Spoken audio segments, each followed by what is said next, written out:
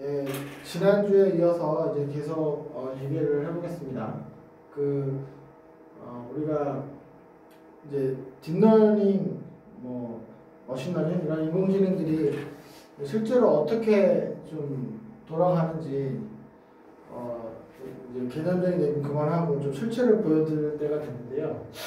이 지금 강의 자료 전체 페이지 38페이지를 보면은 제가 이렇게 유튜브 링크를 몇 개를 여기다가 연결을 해놨어요. 근데 하나하나를 보시면 하나씩 볼까요? 자, 첫 번째 링크가 이거거든요. 자, 한번 보시죠, 이거. So this is the second video, it's my favourite video actually.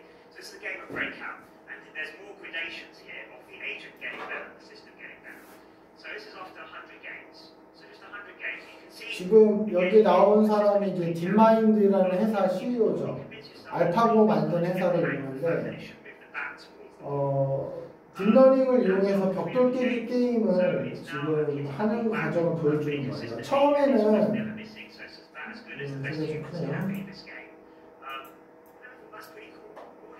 처음에는 벽돌 깨기 게임을 잘 못하는데 딥러닝이 시간이 지나면 이렇게 한쪽 벽을 뚫어가지고 여기다가 넣어서 연속적으로 이제 벽돌을 부시는 우리도 생각하기 쉽지 않은 이제 저런 것까지 해냅니다. 이게 이제 딥러닝이고요. 그다음에 지금 이거는 이제 딥러닝으로 춤을 추는 거를 이제 연습시키는 거예요. 근데 처음에 한 6시간 정도 훈련시킨 결과인데 이 각각은 이제 사람의 간절을 표현하는 거고 상당히 춤을 좀 어설프게 추죠. 이게 실제로 저렇게 춤을 췄다가는 클럽에 못 들어갈 텐데 6시간 정도 훈련시키면 이렇게 되고 이거는 이제 48시간 정도 훈련시킨 상황. 좀 아까 거보다 꽤 그럴듯하죠. 자, 이런 걸 제가 보여드리는 이유는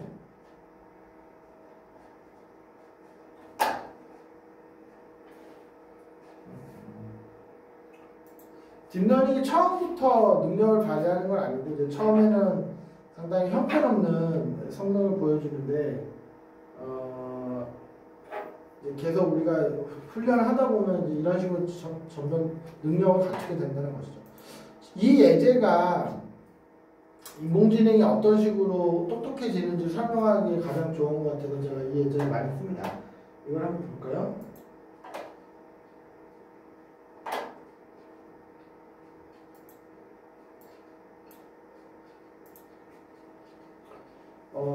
그네를 타는 방법을 찾는 거예요. 그러니까 왼쪽은 사람의 머리로 생각해 볼 수 있는 상식적으로 보통 그네를 이렇게 타겠죠.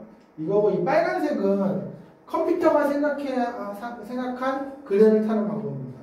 근데 현재 컴퓨터는 어떻게 그네를 타야 되는지 전혀 모르고 있어요. 그런데 여기서 시작해서 어쨌든 앞으로 갔다가 뒤로 갔다가 제자리로 돌아오는 이런 이제 한 번의 주기가 있을 텐데 각각의 이 한 번의 주기를 32등분으로 나눕니다.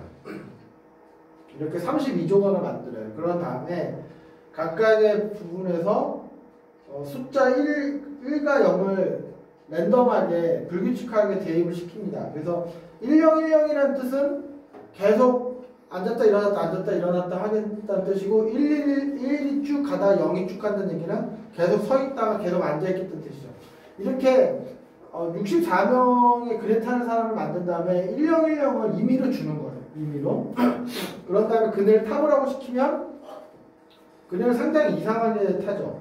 근데 그래도 이 중에서 그나마 잘 타는 애들이 몇 명이 분명히 있어요. 그러면 걔들이 가지고 있는 1010을 뽑아서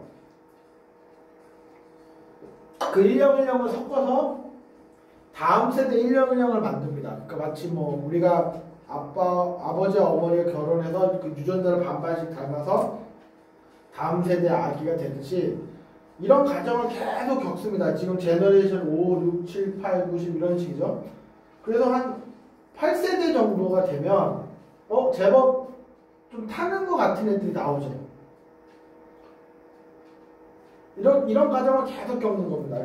그러면은 이게 가속을 한 건데 이게 16, 17, 18, 19세대 정도까지 가면 한 20세대를 넘어가면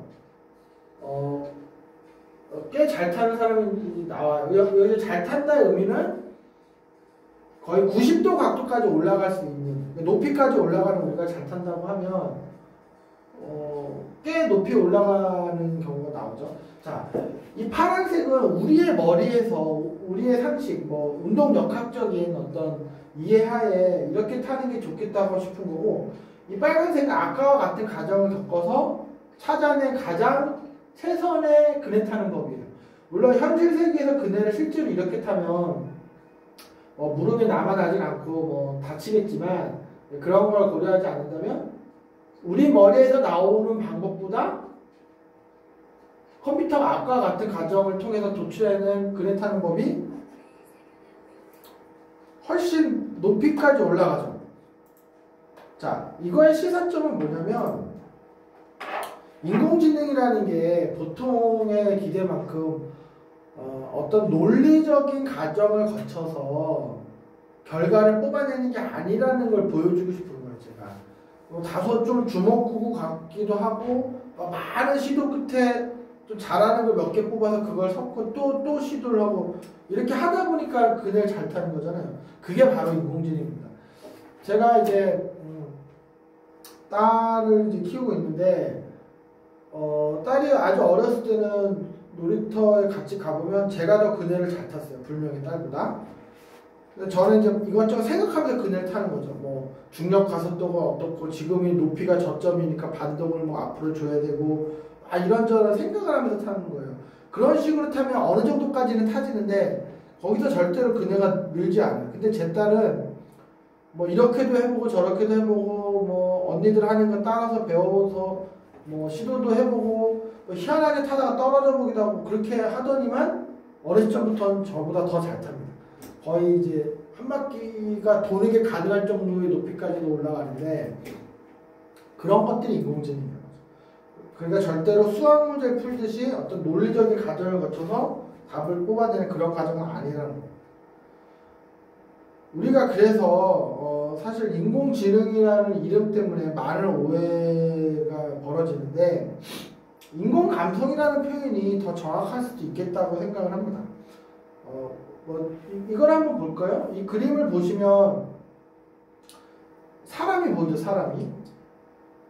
근데 이 그림을 딱 봤을 때 뭐부터 보이시나요? 만약에 이거 한번 보시고, 여기 가운데 앉아있는 여자, 여자인가요? 남자일 수도 있겠는데, 하여튼 머리카락은 길고 요렇게 생긴 요 사람이 보이는 사람을, 그게 먼저 보이신다면 감성적인 건 사람인 거예요. 감성적인 사람. 근데 만약에 이 전체, 여기가 눈이고 코고 턱수염이고 여기 머리카락이고, 이렇게 전체적인 어떤 노인? 사람? 남자? 이 사람이 먼저 보이는 사람은 이성적인 사람인 겁니다. 그러니까 뭐 감성적인 게 좋고 이성적인 게 좋고 그런 게 아니고, 어떤 판단하는 성향이 다르다는 건데, 우리가 이렇게 얘기할 수가 있어요. 감성적인 판단과 이성적인 판단이 뭐냐, 이제 이렇게 설명드릴 수 있을 것 같은데, 제가 만약에 친구랑 커피숍에 갑니다. 커피숍에 가서 이제 친구한테 물어보겠죠.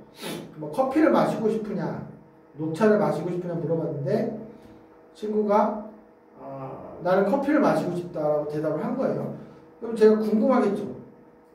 왜 커피냐고 되물어볼 수 있겠죠. 그런데 그 친구가 만약에 나는 하루에 카페인을 3잔까지 마실 생각을 갖고 있는데 오늘 2잔밖에 마시지 않았고, 오늘 밤에 내가 밤늦게 일을 해야 돼서 카페인이 필요하기 때문에 한 잔 더 마시겠다. 이렇게 말한다면 이 친구는 상당히 이성적인 판단을 하는 겁니다. 반대로 또 다른 친구한테 커피를 마실 건지 다른 뭐 음료를 마실 건지 물어봤더니 이 친구가 녹차라고 얘기를 한 거예요. 그래서 마찬가지로 왜 녹차인지 되물어봤을 때 이 친구가 그냥 녹차가 먹고 싶다 이렇게 얘기한다면, 이 친구는 이제 감성적 판단을 한 건데, 감성적 판단이라는 것이 그냥 감으로 찍었다라는 건 아닙니다, 절대로. 그럼 뭘 한 거냐면은, 지금까지 살아오면서 커피숍에 들어왔잖아요. 그래서 뭔가를 마셔야 되는 상황이잖아요. 지금과 비슷한 경험을 많이 한 거예요, 이 친구가. 그럴 때 커피보다는 녹차를 마셨을 때 좋은 경험이 많았던 겁니다. 뭐 현재 여자친구, 남자친구를 만났든지 뭐 일이 잘 풀렸든지 그런 경험이 많았던 사람은 녹차라고 얘기하는 거죠. 즉 지금까지 나의 수많은 경험, 지금 주어진 이상과 비슷한 경험 내에서 내가 최선을 찾는 거야, 확률적으로. 그게 감성적 판단이죠. 우리가 살다 보면 저 친구가 나한테 딱히 뭘 잘못한 것도 없는데 괜히 꼴보기 싫은 그런 경우가 있습니다.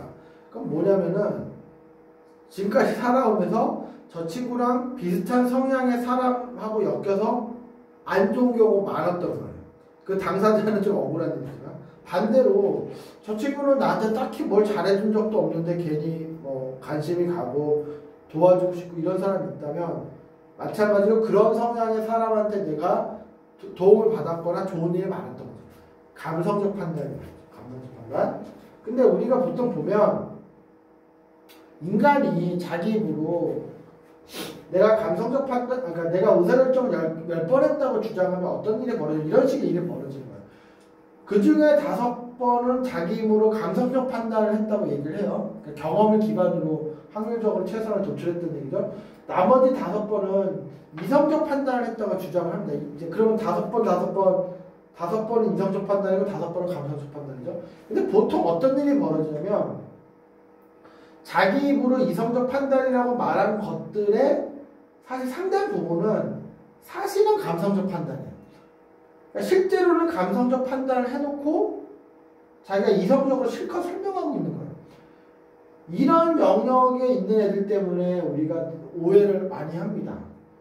상대방이 감성적 판단을 한 경우에는 따지지 말고 그냥 있는 그대로 수용해줘야 돼요. 왜냐하면 우리가 그 사람이 어떤 삶을 살아왔고 그 삶에서 어떤 것을 경험했으며 또 그 중에서 또 특히 어떤 것을 중요하게 기억하고 있는지 모르고 있기 때문에 상대방의 감성적 판단을 정확하게 이해할 수가 없습니다. 여러분들이 결혼해서 한 10년 이상 같이 살아도 배우자의 감성적 판단을 다 이해할 방법이 없어요. 근데 뭐 일주일에 한두 번 만나는 친구 사이에 상대방의 감성적 판단을 이해한다는 건 말이 안 되는 거예요. 그리고 이성적 판단은 설득과 논의가 가능해요. 그 사람이 어떤 논리적인 가정, 이성적인 가정을 거쳐서 답을 낸 거기 때문에 토론이 됩니다. 그 토론을 통해서 상대방을 설득할 수도 있고 본인의 생각도 바뀔 수도 있고 상대방의 생각이 바뀔 수도 있어요. 이쪽은. 그런데 여기에 들어가는 영역, 겉으로 보기에는 이성적 판단인데 실제로는 감성적 판단인 영역을 백날 얘기해도 절대로 결론이 안 나고 상대방이 생각이 안 바뀝니다. 이 대표적인 경우가 바로 정치 얘기죠. 정치 얘기.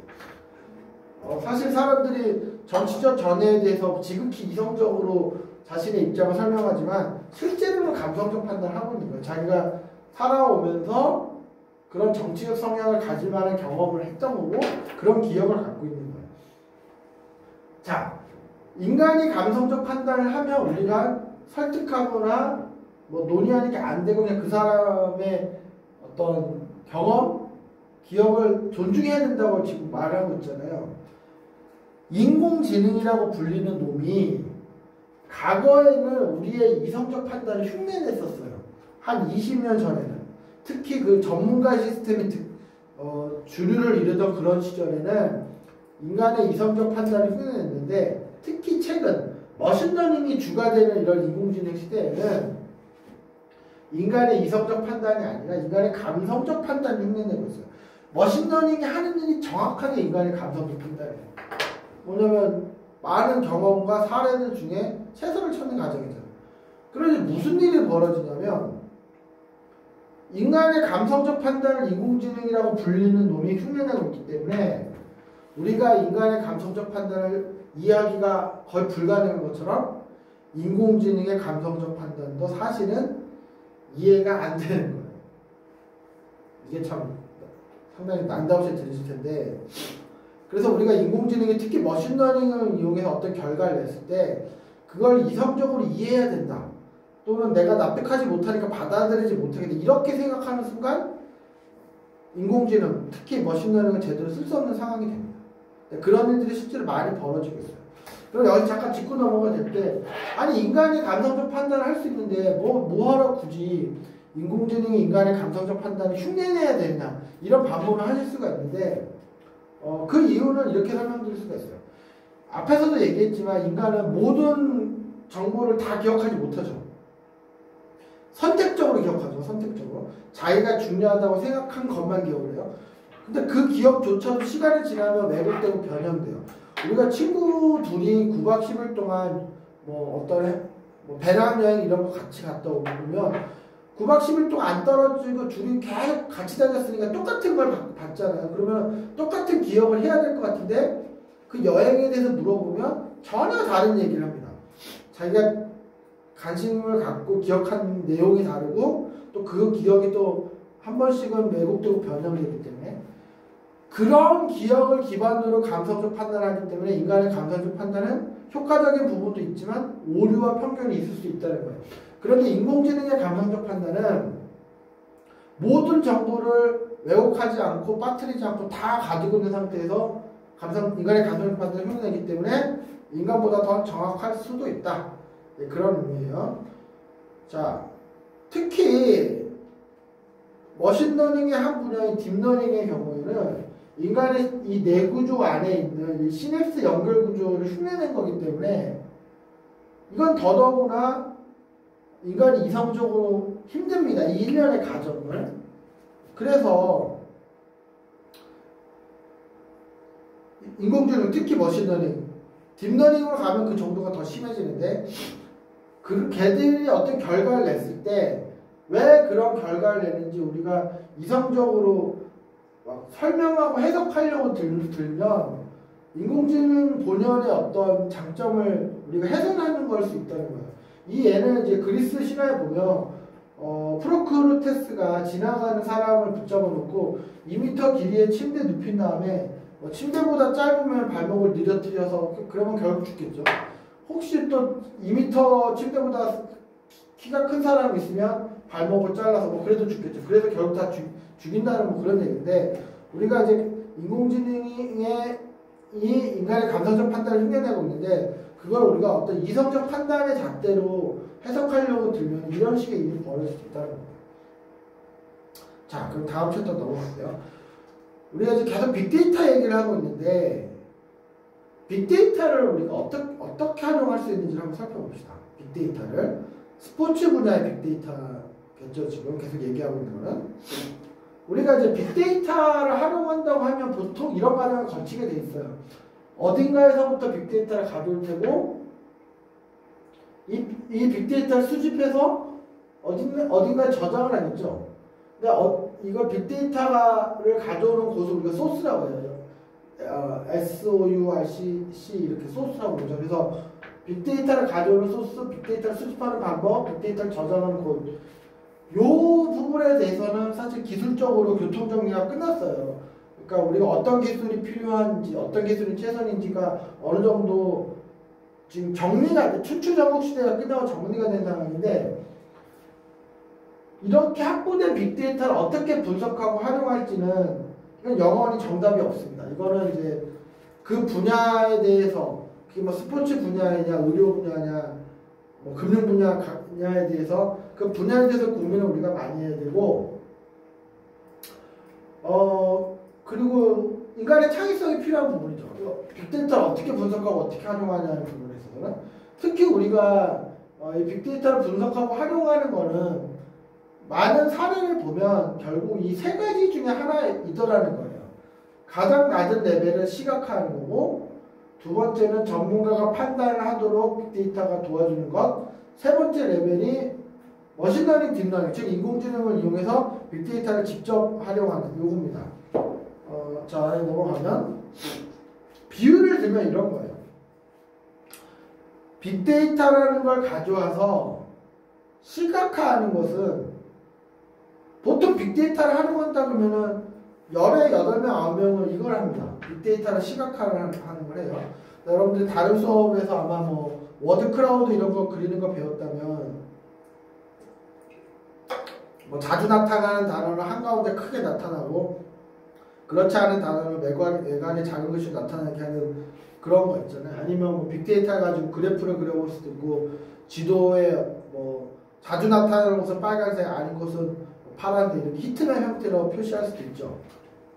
그런 게 시각화인데, 왜 시각화를 많이 하냐면은 적은 노력을 들이고도 꽤 그럴듯한 결과를 만들어낼 수 있어요. 시각화라는 것이. 근데 이제 그러면 시각화가 어떤 식으로 현실세계에 쓰이느냐? 우리나라 이제 국가대표팀 감독이 벤투 감독이잖아요. 벤투 감독이 이제 어떤 선수를 국가대표 축구 선수로 뽑을지 아닐지 결정을 해야겠죠. 근데 벤투 감독이 그런 결정을 하도록 도와주기 위해서 우리가 우리나라에 있는 모든 축구 선수들의 개개인의 뭐 신체적인 어떤 조건이라든지 운동 능력이라든지 뭐 어떤 시합에서의 어떤 활동이라든지 이런 걸 다 수집해서 뭐 방대한 어떤 빅데이터를 수집해서 그걸 시각화하는 거예요. 선수 한 명 한 명에 대해서. 그렇게 시각화한 결과를 우리가 이제 그 벤투 감독한테 줄 수 있죠. 그럼 벤투 감독이 그 우리나라에 있는 수만 명까지는 안 되겠고 하여튼 수천 명의 축구 선수들의 시각화 결과를 이렇게 볼 거 아닙니까? 상당히 뿌듯해하겠죠. 아, 이게 좋은 선수들 많구나 하고. 하지만 그걸 딱 덮고 결국은 자기 생각대로 뽑는다는 거예요. 뭐 이강인 선수를 뽑든 이수구 선수를 안 뽑든 벤투 감독 생각대로 뽑는 거예요. 그러니까 빅데이터를 시각한 결과가 벤투 감독이 누굴 뽑고 안 뽑는 거에 직접적인 영향을 끼치지 않는다는 거예요. 이 레벨 1이. 이거 그래서 비유를 하자면 비행기를 산속에 묻어놓고 카페 인테리어로 쓰는 거예요. 여기서 비행기는 빅데이터를 상징합니다. 그러니까 빅데이터를 쓰는 건 맞지만 상당히 아깝게 쓰는 거죠. 이게 레벨 1이고 레벨 2는 이거보다는 좀 발전하는 건데 벤투 감독이 사전에 나는 이런 기준으로 선수를 뽑겠소라는 거를 뭐 소위 빅데이터 전문가들한테 알려줍니다. 그러면 그 빅데이터 전문가들이 그걸 보고 그걸 고려해서 데이터를 수집해서 그 벤투 감독이 중요하다고 말한 기준에 맞게 정리해서 벤투 감독한테 리포트 형태로 제공하는 거예요. 그럼 벤투 감독이 좀 아까보다 좀 유심히 보겠죠. 자기가 해달라는 대로 정리를 해왔어요. 하지만 이것도 결국은 그걸 덮고 그 리포트를 덮고 그냥 자기가 원하는 선수를 뽑는 거예요. 얘보다는 빅데이터가 벤투 감독이 어떤 선수를 뽑고 안 뽑고에 영향을 좀 더 많이 미치겠지만 이것도 결국은 벤투 감독이 뽑기는 마찬가지라는 거예요. 이게 레벨 2예요. 이거는 이제 빅데이터를 아니죠.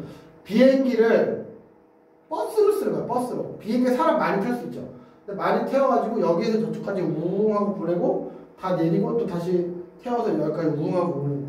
그럼 뭐 좀 이상하죠. 얘보다 낫죠. 어쨌든 비행기가 움직이니까. 근데 저것도 비행기를 상당히 제한적으로 쓰는 겁니다.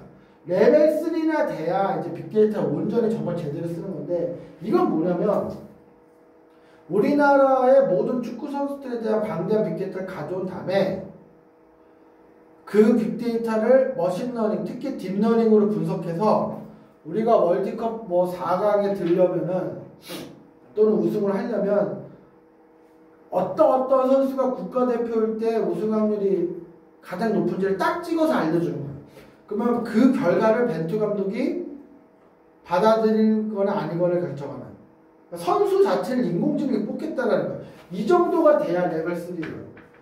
이걸 이제 요 정도 돼야 우리가 비행기로 상징할 수 있는 빅데이터가 활주로를 일으켜서 태평양과 대서양을 실제로 횡단하는 것이죠. 그러니까 빅데이터를 정말 제대로 쓰는 거죠. 저렇게 되면. 레벨 1과 2 그리고 3의 가장 큰 차이가 뭐냐면 레벨 1은 어쨌든 사람이 결정하는 거고 레벨 3가 되면 인간이 결정하지 않고 인공지능이 의사결정을 하는 거예요. 물론 최종적인 부분은 인간이 뭐 약간의 보정을 할 수는 있겠지만 그래서 보통 보면 빅데이터를 활용한다 그러면 80-90%가 이거고 나머지 10% 정도가 이거고 이런 수준으로 빅데이터 쓰는 건 1%가 될까 말까 하다. 왜 그러냐면 이렇게 하는 기술이 어려워서가 아니고 많은 사람들이 그래도 이런 중요한 의사결정은 사람이 해야 되는 거 아니야. 그런 생각을 벗어나지 못하는 또 지금 레벨 3까지 못하는 거예요. 한번 생각해보세요. 여러분들은 뭐 스포츠 다 좋아하시니까 뭐 사회인 야구팀 감독이라고 한번 쳐볼게요. 그러면은 이번 주말에 중요한 리그 경기가 있어요. 그럼 누가 주전이고 아니고 뭐 그런 걸 좀 결정해야 되잖아, 감독이. 근데 만약 감독이 나는 우리 사회인 야구팀 선수들의 빅데이터를 가지고 머신러닝을 돌려가지고 어떤 선수가 주전일 때 우리 팀 승률이 가장 높은지를 도출한 다음에 그걸로 주전을 뽑겠다. 뭐 그렇게 한다고 했을 때 본인 스스로가 그 방식을 납득하기가 어려울 수도 있지만 더 큰 문제는 그 팀원들이 그걸 납득할 것이냐. 상당한 반발이 있겠죠, 당연히. 내가 야구 제일 잘하는 것 같은데 왜 나를 경기 안 뛰게 하냐고 라든지 시작해서 그거를 이해시키고 납득시키는 게 훨씬 어려워요. 그러니까 빅데이터를 인공지능을 분석해서 주전이 누구면 좋은지를 뽑아내는 그 자체는 어렵지 않은데 현실 세계에서 그런 상황을 만드는 것이 상당히 어렵다는 거예요. 자, 일단 이 정도 문제 제기를 하고요. 자, 우리가 그러면은 특히 머신러닝이 현실 세계에서 어떻게 쓰이는지 한번 사례를 한번 살펴봅시다. 근데 제가 일부러 하이테크가 아닌 분야, 그러니까 비하이테크라는 표현을 쓰는데 뭐 반도체라든지 소프트웨어, 게임처럼 이런 하이테크놀로지를 잘 사용하는 분야에서는 왠지 인공지능을 무척 잘 쓰고 있을 것 같잖아요. 또 그런 분야의 사례는 좀 남의 얘기처럼 느껴질 수가 있어요. 그래서 제가 그런 하이테크놀로지, 기술하고는 아무 상관이 없어 보이는 분야에서 머신러닝을 어떻게 활용하는지 좀 보여드리겠습니다. 이게 벌써 재작년 얘기인데 지금 회사가 저희가 지금 저희 회사가 신논현역 뒤편에 있어요. 그래서 아침마다 9호선 신논현역을 내려서 이 앞을 걸어서 쭉 뒤로 걸어 들어갑니다. 근데 재작년에 어떤 일이 있었냐면 신논현역을 나오자마자 이제 교보타워가 크게 있고 1층에 커피숍이 있던 자리가 있었어요. 근데 앞에 있던 커피숍이 이제 철수했고 스타벅스가 곧 입점할 거라 이런 안내판에 들어오는 거예요. 그래서 저는 뭐 빠르면 내일 못해도 뭐 며칠 사이에 스타벅스가 입점할 줄 알았는데 한 달 넘게 이 상태인 거예요. 근데 여기가 강남 한복판 큰 건물 지하도 아니고 지상 1층이니까 임대료가 엄청나게 비쌀 거 아니에요. 그러면 사실 하루라도 먼저 장사를 시작하는 게 이득일 텐데 한 달 넘게 그냥 비워놓는 거죠. 그래서 제가 이거 아침마다 이걸 볼 때마다 아니 왜 이렇게 일을 느리게 하지? 뭐 되게 신기한 거죠. 근데 제가 불현듯 무슨 생각이 들었냐면 제가 예전에 어떤 사건 분석 전문가가 좀 그런 수업을 들은 적이 있는데 거기에서 스타벅스에 대해서 이런 설명을 한 게 기억이 나더라고요. 스타벅스 본사가 뭐 미국 시애틀에 있다고 하지 않습니까? 저는 미국 본토에 가본 적이 없는데 거기에 전 세계에 새로 생기는 스타벅스 매장이 하나하나 새로 생길 때마다 그 매장 주변의 상권과 특히 유동인구 데이터를 분석해서 그 매장 안에 좌석 배치를 어떻게 하고 인테리어를 어떻게 해야 되는지 결정하는 전담팀이 있는데 그 팀에만 40명 있다는 거예요.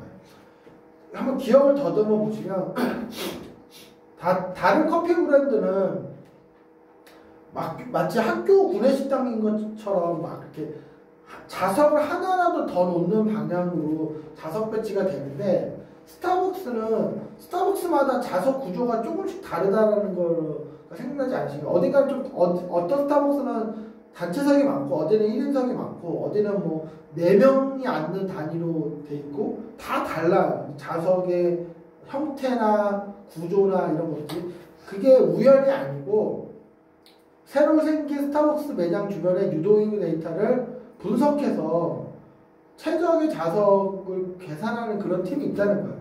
그러니까 한 달 동안 영업을 못하는 손실을 감수하고라도 그런 거를 치밀하게 계산해서 좌석 배치를 하는 게 낫다고 이 회사를 믿는 거예요. 물론 이제 스타벅스가 성공한 이유가 이거 하나만으로 설명되진 않지만 커피라고 하는 하이테크놀로지랑 별 상관없어 보이는 분야에서도 이렇게 빅데이터를 잘 활용해서 성과를 내고 있는 부분이 있다는 걸 제가 말씀드리고 싶은 거고 그 다음은 우리 회사 맞은편 건물이 이 건물인데 여기 이제 담배 피는 곳이죠. 가끔 내다보면 저기서 담배 피고 있는 직원들 보이는데 여기가 뭐 어딥니까? 자라라고 하는 패션 브랜드잖아요. 저는 뭐 옷에 별 관심이 없기 때문에 잘 모르는데 이 자라가 글로벌 브랜드고 글로벌 자라 뭐 회장이 뭐 엄청 부자라고 하죠. 여기 이제 우리 자라 코리아 이제 본사가 될 테고 여기도 빅데이터를 상당히 잘 쓰고 있다는 거예요. 자라.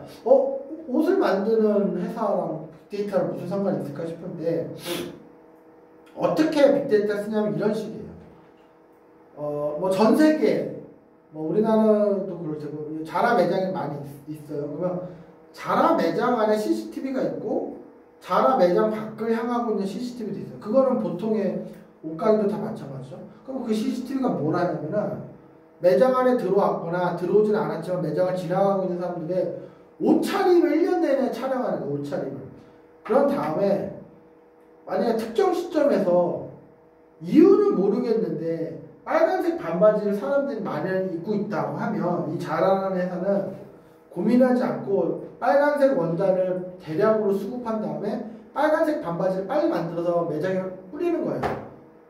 왜냐면 빨간색 반바지 사람들이 많이 입고 있는 건 팩트니까. 그게 우리 생각에 좀 이해가 안 되지만 그러면 실제로 빨리 팔리니까 재고가 그만큼 많이 생기지 않는 이런 사이클 1년 내내 돌리기 때문에 가격 경쟁력도 있고 유행도 더 빨리 따라갈 수 있는 거죠. 그러면 여기까지 들으면 그 정도는 다른 데도 다 하는 게 아닌가 싶은데 그렇지는 않아요. 왜 그러냐면 다른 패션 브랜드는 어떻게 하냐 이런 식이라는 거죠. 그러니까 뭐 지금이 이제 봄이죠. 뭐 봄인데 뭐 예를 들어서 이번 봄에 패션 트렌드는 뭘지 그 패션 회사의 디자이너들끼리 토론을 하는 거예요. 의견을 쭉 내겠죠. 그 중에서 가장 뭐 소위 대빵의 수석 디자이너가 이번 봄은 뭐 파스텔 풍의 뭐 하늘색 긴 바지다 이렇게 선언을 해버리면 뭐 나머지 사람들도 사회생활을 해야 되니까 막 그 높은 사람이 한 얘기에 호응할 수밖에 없죠. 그러면은 그 사람의 통찰력에 맞게 하늘색 원단을 대량으로 수급해서 그런 긴 바지를 만들어서 매장에 이제 배포했는데 안 팔리면 그게 다 아울렛으로 가는 거예요. 즉 보통의 패션 회사는 사람의 판단력이 중심이 돼서 의사결정을 하기 때문에 맞으면 좋지만 틀릴 수가 있는 거예요. 그런데 이 자라라는 곳은 빅데이터 기반으로 데이터 기반으로 판단을 한다는 겁니다. 자라처럼 하는데 필요한 기술은 그렇게 어려운 기술이 아니고 모든 패션 회사들이 다 따라할 수 있는 기술이 하지만 보통의 패션 회사가 자라처럼 하기는 거의 불가능하다. 왜 그러냐면 자라는 처음부터 그런 프로세스와 문화를 지향하고 만들었지만 그렇지 않은 회사가 자라처럼 의사결정을 하는 프로세스가 되고 그런 문화로 바뀌는 거는 거의 불가능해요. 회사를 없앴다 다시 만나지 않는 이상 되지 않아요. 그러니까 이 스타벅스 사례도 그렇고 자라 사례도 그렇고 기술이 중요한 게 아니고 인간의 판단력을 내려놓고 데이터 기반으로 인공지능 도움을 받아서 어떤 더 좋은 대안을 찾아내는 이런 걸 수용할 수 있는 문화냐 아니냐 이게 관건이라는 거죠. 자, 요 다음 챕터까지 하고 좀 쉬었다가 해도 될 것 같은데요. 우리가 이제 인공지능을 이제 도입할 때 이제 오해가 크게 두 가지가 있어요. 첫 번째는 이건데 인공지능을 도입했다는 이유만으로 뭐 엄청난 성과가 나야 된다 이렇게 생각하는 분들도 있습니다. 근데 이건 좀 상당히 잘못된 접근이에요. 왜 그러냐면 예를 들면 이런 거예요. 우리가 이제 초고층 빌딩, 엄청 높은 빌딩을 지으려고 지금 준비하고 있는 거야. 근데 어떤 사람이 갑자기 난데없이 하늘 높이 떠있는 보름달을 가리키면서 너가 짓겠다는 초고층 빌딩이 걔보다는 낫기 때문에 뭐 지어봐야 의미 없다 이렇게 나오면 상당히 좀 수긍하기 어렵죠. 근데 실제로 이런 식의 주장을 하는 사람이 많다는 거예요. 우리가 초고층 빌딩을 짓겠다고 하면 현재까지 존재하는 초고층 빌딩 중에 가장 높은 게 몇 층인지 우선 확인한 다음에 뭐 그게 140층이라고 치면은 걔보다 높은 걸 짓겠다라고 주장하면 되는 거고 또 실제로 그걸 해내면 되는 거예요. 현실에 존재하지도 않은 보름달 높이에 만한 빌딩을 높이를 기준으로 얘기하면 뭐 하지 말라는 얘기죠. 우리가 인공지능을 가지고 뭔가를 이제 만들 때 그 성능을 이제 측정하게 될 텐데, 예를 들어서 현실 세계에서 존재하지도 않는 100%와 인공지능의 성능을 비교하는 이런 얘기가 많다는 거예요. 우리가 인공지능이 예를 들어서 암을 예측하는 그런 시스템을 만들어 쳤을 때, 암을 100% 정확하게 예측하는지 아닌지를 자꾸 이제 사람들이 물어봅니다. 그런데 현실 세계의 인간 의사들이 암을 100% 예측하고 있느냐는 거예요. 아니거든요. 그러니까 예를 들어서 인간 의사가 암을 진단하는 정확도가 예를 들어서 60%라면 우리가 인공지능을 썼을 때 70%가 나올 수 있다면 그게 의미가 있는 거예요. 70%가 100%보다 낮다고 해서 무의미하다는 게 아니라는 거죠. 그러니까 현실에 존재하지도 않는 성능과 비교하지 말고 기존 방법의 최선과 비교하는 이런 게 필요하다는 거고, 또 두 번째 오해가 있어요. 그것도 뭐냐면 반대로 인공지능을 도입했다는 이유만으로 무조건 좋아질 것이다 라고 그런 막연한 기대를 하는 것도 잘못된 겁니다. 인공지능을 시간과 돈을 들여서 도입했음에도 불구하고 성능이 더 안 좋아지는 경우가 생각보다 많아요. 특히 앞에서 보셨듯이 머신러닝은 초기에는 성능이 보통 안 좋기 때문에 머신러닝을 도입하자마자 나오는 성능이 기존 방법보다 성능이 더 좋다고 하면 보통 이건 뭔가 잘못한 거예요. 그러니까 기존 방법, 통계적인 방법이나 인간의 판단력으로 어떤 성능을 냈을 때 성능이 이 정도라면 특히 머신러닝을 도입했을 때 처음 성능은 이거보다 낮게 돼 있어요. 근데 우리가 계속 머신러닝을 훈련시키면 이 성능이 점점 더 올라가는 이런 모양새가 돼요. 그런데 어떤 경우에는 우리가 계속 시간과 돈을 투자했음에도 불구하고 기존 성능보다 더 올라가지 못하고 그 밑에서 답보 상태인 경우도 분명히 있고, 또는 기존 거보다 좋긴 한데 아주 살짝 좋은 거예요. 이건 또 의미가 없죠. 왜냐하면 우리가 엄청난 돈과 시간을 들였는데 인공지능을 도입한 결과가 기존 것보다 아주 미미하게 낫다. 이거는 인공지능 도입 안 하는 게 나을 수 있는 거예요. 그렇기 때문에 우리가 뭘 할 수 있어야 되냐면 인공지능을 도입한 성과를 측정할 수 있어야 돼요. 인공지능을 도입하기 전에 기존 방법의 성능을 우리가 측정할 수 있어야 되고, 그게 만약에 80점이었어요. 근데 인공지능을 도입해보니까 85점이에요. 그러면 5점만큼 개선됐으니까 이건 효과가 있구나 이렇게 말할 수도 있어요. 반대로 기존 방식은 80점인데 우리가 인공지능을 도입해보니까 75점이 됐다. 성능이 나빠진 거죠. 이런 것도 우리가 판단할 수 있어야 되는 거예요. 지금부터 그래서 인공지능의 적용 성과를 어떻게 평가할 수 있는지를 한번 말씀드리겠습니다. 인공지능의 적용 성과를 평가하기 전에는 먼저 인공지능이 하는 일이 결국 뭔지부터 좀 알아야 돼요. 우리가 인공지능이 무척 많은 일을 한다고 하지만 결국 하는 일은 요 두 개 중에 하나입니다. 분류 아니면 분석. 그러니까 분류라는 거는 여러 개의 답 중에 하나를 맞추는 거예요. 개인지 고양인지 맞추는 이런 것들이 분류예요. 그러니까 분석이라는 거는 값의 레인지가 있는 거예요. 예를 들어서 어떤 사람이 앞으로 한 달 동안 커피를 몇 잔 마실지 맞추는 거는 0잔에서부터 아주 많이 마시는 사람 100잔까지 이게 값의 범위가 있죠. 이 사람이 남자인지 여자인지 맞추는 건 분류고, 이 사람이 원하는 대학에 진학할지 아닌지 예측하는 것도 합격 불합격이니까 이런 건 분류일 수 있단 말이에요. 동물의 종류를 맞추는 거 이것도 분류일 수 있어요. 하지만 어떤 초등학생이 다 크고 나서 키가 몇 센치까지 클지는 분석이죠. 값의 레인지가 있으니까.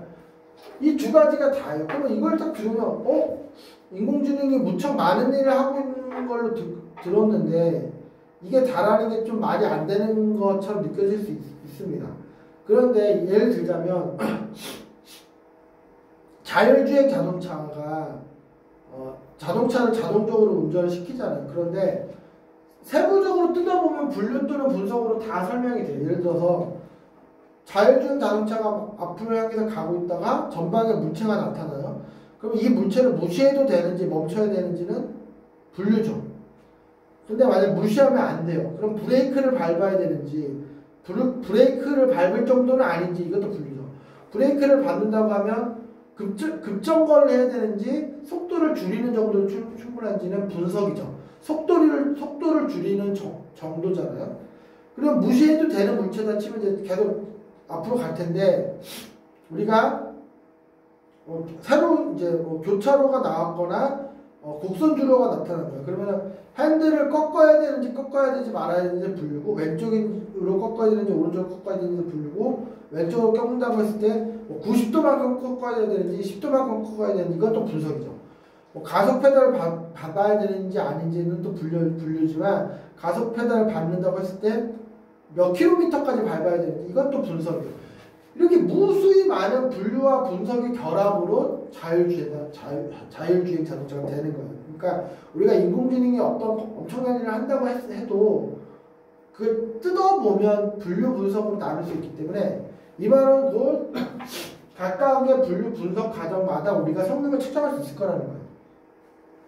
그래서 우리가 시간적으로 보면 과거나 현재의 데이터는 이미 발생한 데이터이기 때문에 우리가 인공지능의 분류를 얼마나 정확하게 하는지 분석을 어떻게 정확하게 하는지 바로 판단이 되고 미래를 예측하는 데이터는 내일 비가 올 것이다 뭐 이런 것들은 지금은 알 수가 없지만 시간이 좀 경과돼 보면 내일이 하루 지나면 오늘이 돼버리잖아요. 그러면 우리가 비가 올 거라 예측했는데 진짜 비가 오면 맞춘 거고 비가 온다고 예측했는데 안 온다면 틀린 거죠. 그런 예측을 할 수가 있습니다.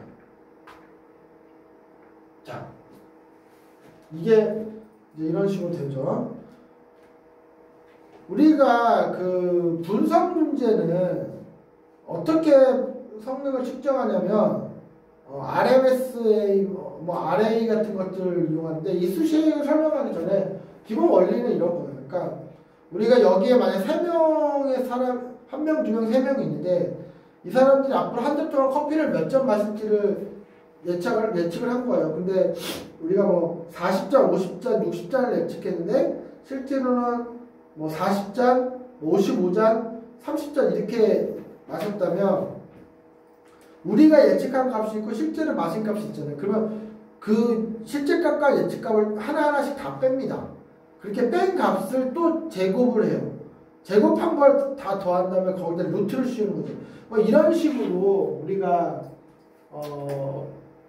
표준 편차 구하는 거랑 비슷하니까 그런 식으로 우리가 평가를 할 수가 있어요. 그러니까 우리가 예측한 게 실제로 정확하게 숫자는 안 틀리고 맞았다면 이런 값들은 0으로 나오겠죠. 근데 오차가 많이 날수록 값이 커질 테고 그래서 우리가 이 값이 낮으면 예측을 잘했다고 보면 되는 거고 높으면 예측이 틀렸다고 보면 되는 거예요. 그래서 인공지능을 도입하기 전에 RMS를 쟀을 때 예를 들어서 20이 나왔는데 인공지능을 도입하고 나서 10이 됐다. 그러면 계속 성능이 좋아지거든요. 이런 식으로 판단할 수가 있어요. 그런데 요즘 인공지능은 주로 분석보다는 분류 문제에서 많이 씁니다. 근데 이제 분류 문제를 평가하려면은 이런 개념들을 알아야 되는데 지금 하나씩 설명 좀 해볼게요. 분류 문제는 결국에는 이 다음 편에서 설명드린 이런 거예요. 이게 뭐냐? 우리가 만약에 사람은 평균적으로 700개의 종양을 가지고 있다고 합니다. 보통 다 700개는 양성 종양이기 때문에 사는데 지장이 없어요. 근데 그 중에 하나라도 음성이 되면 그게 바로 암이에요. 그러면 이제 점점 커질 테고 옆에 있는 장기에 영향을 끼칠 테니까 그걸 우리가 이제 치료를 적극적으로 해야 되는데 인간이 가지고 있는 어떤 종양이 이게 암인지 아닌지를 우리가 예측하는 인공지능 솔루션을 한번 생각해 볼게요. 그럼 우리 인공지능 솔루션이 암이다 또는 암이 아니다 이렇게 말할 텐데 실제로 그 종양이 암일 수도 있고 아닐 수도 있죠. 그렇게 네 가지 케이스가 나오는 거예요. 인공지능은 암이라고 했는데 실제로도 암이야. 이거는 맞춘 거죠. 인공지능은 암이라고 했는데 실제로 아니. 이거 틀린 거죠. 반대로 인공지능은 암이 아니라고 했는데 실제로 암이. 이거는 이제 놓친 건데 틀린 거고. 인공지능이 암이 아니라고 했는데 실제로도 아니. 이것도 틀린 거죠. 이건 맞춘 거죠.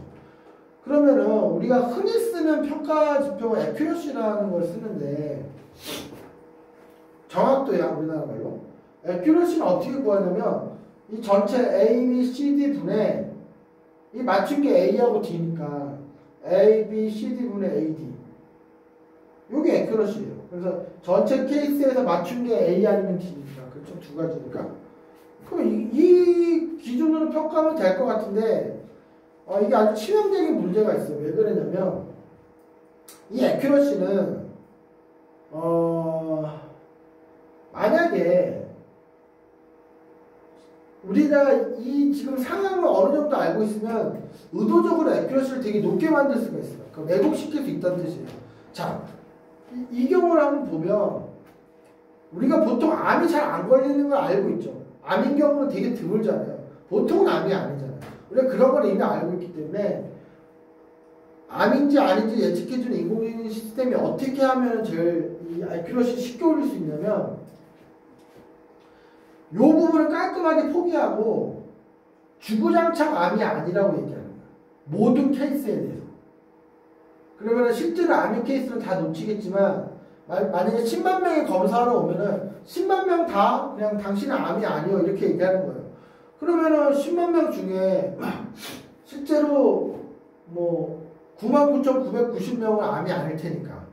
그러면 99,990명은 맞춘 거죠. 우리가 암이 아니라고 했는데 진짜는 아니니까. 근데 문제는 뭐냐면 암인 10명은 우리가 놓치잖아요. 그럼 그 사람들이 제때 뭔가 조치 받을 수 있는 기회를 박탈한다는 거죠. 그러면 우리가 주구장창 암이 아니라고 해버리면 에큐러시는 무려 99.99%가 나오지만 쓸모없는 거죠. 에큐러시가 이런 문제가 있어요. 그래서 대중적으로는 이걸 많이 쓰지만 실제 개발할 때는 이걸 잘 쓰지가 않습니다. 우리가 뭐 ROC 커브 이런 건데 이건 조금 설명하기 어려워서 좀 넘어가고요. 그래서 우리가 어떤 걸 쓰냐면 이런 걸 쓴다는 거예요. 자, 프리시전, 정밀도와 리콜, 영어로 제어밀 이 두 가지를 주로 쓰는데 정밀도라는 건 뭐냐면 우리가 만든 인공지능 시스템이 암이라고 얘기한 것들 중에 진짜 암이 몇 퍼센트냐. 그러니까 인공지능이 이런 거예요. 10만 명한테 이제 인공지능이 뭐 암이다 아니다 이런 걸 예측했는데 그 중에 한 1000명한테 당신 암이오라고 얘기한 거예요. 1000명한테. 근데 그 1000명 중에 900명이 진짜 암인 거예요. 그러면 정밀도가 90%. 이런 기준이 중요한 경우는 언제냐면 우리가 9명의 도둑을 놓쳐도 1명의 억울한 사람을 처벌하면 안 된다고 그런 말 하잖아요. 그래서 심정적으로 저 사람이 유죄인 것 같아도 확실한 증거가 없으면 무죄인 걸로 해줘야 된다는 거잖아요. 그러니까 판사가 유죄 판결을 할 때는 틀리면 안 되는 거예요. 판사가 유죄라고 하면 진짜 유죄해야 되는 거예요. 그렇게 틀리면 안 되는 문제는 우리가 정밀도로 평가를 하겠다는 거예요. 그러니까 인공지능이 암이라고 얘기했는데 알고 봤더니 암이 아니면 뭐 쓸데없이 많은 돈을 허비해야 되고 멀쩡한 장기를 적재할 수도 있고 그 사람의 뭐 일자리도 위험해질 수 있고 막 그런 피해가 너무 크니까 틀리면 안 되는 문제는 우리가 정밀도를 씁니다. 근데 반면에 재현율은 언제 쓰냐면 놓치면 안 되는 경우. 이건 뭐냐? 이거는 이제 이런 경우 설명할 수가 있어요. 우리가 이제 CCTV 동영상을 이용해서 CCTV 동영상을 이용해서 뭐 영화 마이너리티 리포트처럼 지금 당장은 범죄가 벌어지고 있지 않지만 동영상에 나타나는 사람들의 행동을 보고 앞으로 가까운 시간 안에 범죄가 벌어질 가능성을 좀 예측해 볼 수가 있어요. 인공지능이. 그래서 좀 그 확률이 높다 싶으면은 출동할 수 있죠. 경찰이. 근데 가봤더니 뭐 아무 일도 없어. 큰 문제는 없죠, 사실. 근데 그런 식으로 출동을 여러 번 하다 보니까 진짜 범죄가 발생할 만한 상황을 미리 인지하고 조치를 한 경우가 한두 번이라도 나왔다. 그건 엄청나게 의미가 있는 거죠. 피해자를 미리 보호해주는 게 되는 거니까. 그런 식의 문제는 틀리는 거는 큰 문제가 아닌 거예요. 범죄가 일어날 것 같아서 출장장 한번 가보는 거예요. 갔더니 아무 일도 없어. 그럼 문제가 없죠. 근데 그렇게 하다가 진짜 범죄 현장을 놓치지 않고 우리가 다 잡아낼 수 있다면 의미가 있죠. 그런 문제는 우리가 재현율을 씁니다. 그러니까 실제 범죄가 발생한 케이스 중에 인공지능이 놓치지 않고 예측한 게 몇 %냐는 거예요. A, B분의 A예요. 근데 문제의 특성을 보고 틀리면 안 되는 건 정밀도, 놓치면 안 되는 건 재현율을 쓰는데 어느 쪽이 더 의미가 있는지 애매한 경우에는 그냥 F1 스코어를 쓴다는 겁니다. F1 스코어는 정밀도와 재현율의 조합 평균이에요.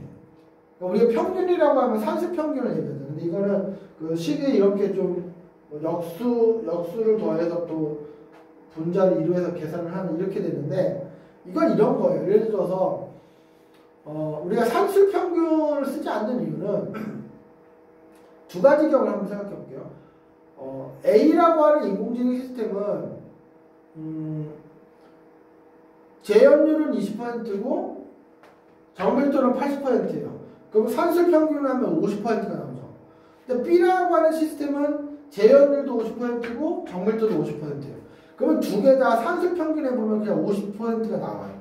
그런데 이런 조합 평균을 해보면 20% 80%는 애는 되게 낮게 나오고 50% 50%는 즉 그 값이 좀 조화롭게 균형을 맞추고 있는 애는 상당히 높게 나와요. 그러니까 우리가 산술 평균을 쓰지 않고 조합 평균을 쓰는 이유는 이왕이면 한쪽으로 치우치지 않은 이 재현율과 정밀도 양쪽 다 그런 거를 이제 얻겠다는 거예요. 어쨌든 F1 스코어는 뭐 보통 0.5에서 0.1 사이에 0.5에서 1.0 사이의 값을 갖고 1.0이라는 건 뭐 아주 완벽하다는 소리죠. 왜냐면 재현율 정밀도 둘 다 100%니까 보통 그렇게 되지는 않고요. 그래서 어떻게 하냐면은 인공지능을 도입하기 전에 재현율과 F1 스코어를 측정해요. 그게 0.6이다. 인공지능을 도입하고 났더니 0.7이 나온다. 그러면 성능이 좋아진 거죠. 우리가 그런 식으로 판단한다는 겁니다. 그 다음 얘기는 조금 쉬고 할게요. 네, 자 그러면 우리 3주차 1교시는 여기까지 하고 조금 쉬도록 하겠습니다.